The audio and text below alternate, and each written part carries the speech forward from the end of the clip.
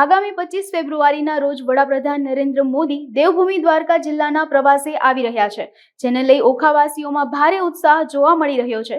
Signature bridge, જેનું નામ બદલી સુદર્શન બ્રિજ રાખવામાં આવ્યું છે, જે આગામી 25 ફેબ્રુઆરીએ વડાપ્રધાન નરેન્દ્ર મોદીના વરદ હસ્તે આ બ્રિજનું લોકાર્પણ કરવામાં આવશે। બેટ દ્વારિકા મંદિર અને બ્રિજને અદ્ભુત ડેકોરેશન કરવામાં આવેલ છે। વડાપ્રધાનના આગમનની પૂર્વ સંધ્યાએ તારીખ 24 ફેબ્રુઆરીના રાત્રિના સમયે બ્રિજની આજુબાજુ દરિયામાં 3000 બોટને LED લાઇટથી શણગારીને અનોખો જલયાત્રા શો કરવામાં આવશે। આ કાર્યક્રમને સફળ બનાવવા ધારાસભ્ય પબુભા માણેકની પ્રેરક ઉપસ્થિતિમાં જિલ્લા વહીવટી તંત્ર, જિલ્લા સંગઠનના અગ્રણીઓ ખૂબ જહેમત ઉઠાવી રહ્યા છે। રાષ્ટ્રીય ગૌરક્ષા ધર્મયાત્રા મહાસંઘ જિલ્લા અધ્યક્ષ દેવભૂમિ દ્વારકા જગદીશભાઈ શાસ્ત્રી, અત્યંત આનંદપૂર્વકનો જે ઇંતજાર હતો એ અત્યારે પૂર્ણ થવાને આરે છે। ત્યારે બેટ જેટી ઉપરથી આ જે પુરાની જેટી કે હવે પુરાની જ થઈ જશે, જે ભૂતપૂર્વ થઈ જશે, કે જ્યાં લોકોને અત્યંત હાલાકી અને મુશ્કેલીઓ પડતી હતી, એ આપણા વડાપ્રધાન શ્રી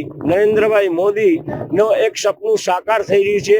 અને સંતો, ભક્તો અને મહાન પુરુષોને હવે એક આનંદ થઈ રહ્યો છે, અને કષ્ટ દેનાર એવા ગરીબ લોકોને પણ તકલીફ થતી હતી, એ બધી નિવારણ કરવા માટે વડાપ્રધાન શ્રી સાહેબ આપણા 25 તારીખે સવારના પહોરમાં અહીં પધારી ઓખા બેટ દ્વારકા, જ્યાં સુદામા અને ભગવાન શ્રી કૃષ્ણની ભેટ થઈ હતી, એવા સુદર્શન નામથી, ભગવાનને અતિ પ્રિય સુદર્શન ચક્રના નામથી સુદર્શન બ્રિજ એક શરૂઆત થઈ રહી છે। ત્યારે અત્યંત લોકોને એટલો ભાવ થાય છે કે ખરેખર વડાપ્રધાન શ્રી આપણું આ કાર્ય કર્યું છે।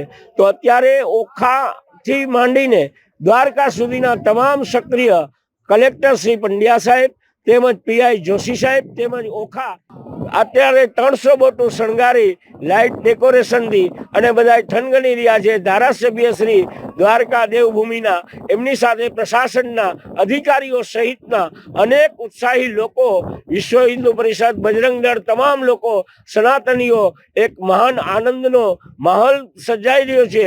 તો આ બેટ દ્વારકા ધન્ય છે ઓખા, અને ધન્ય છે દ્વારકા, ધન્ય છે બેટ દ્વારકા। જય દ્વારકાધીશ।